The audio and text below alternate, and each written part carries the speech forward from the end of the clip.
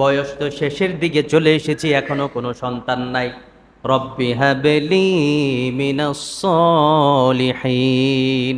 ইব্রাহিম আলাইহিস সালাম সিজদায় পড়ে আল্লাহর কাছে দোয়া করতে থাকলেন, রব্বি হাবলি মিনাস সলিহিন, হে আল্লাহ তুমি আমাকে একজন নেককার সন্তান দান করো।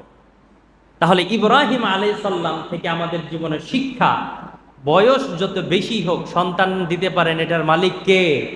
আল্লাহ। বৃদ্ধ বয়সে আল্লাহ চাইলে সন্তান দিতে পারেন, আবার অতি শিশুকালেও আল্লাহ তাআলা 10-15 বছরেও সন্তান দিতে পারেন।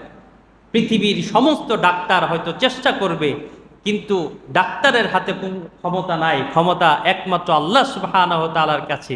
তিনি চাইলেই কেবলমাত্র সন্তান হবে, তিনি না চাইলে কোনো মানুষ পৃথিবীতে সন্তান জন্ম দিতে পারবে না।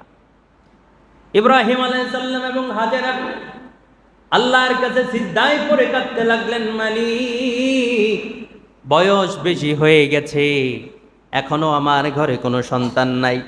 সন্তানের আদর যত্ন, সন্তানের আনন্দ আমি উপভোগ করতে পারছি না মালিক, তুমি আমাকে নেককার একটা সন্তান দান করে দাও।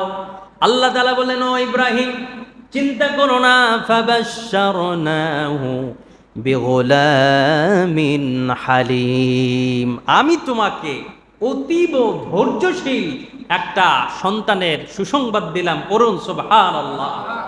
শুধু ধৈর্যশীল না, অতীব ধৈর্যশীল মানে অত্যন্ত নমনীয়, উত্তম আচরণের অধিকারী, নম্র ভদ্র ধৈর্যশীল একটা সন্তান তোমাকে উপহার দিলাম।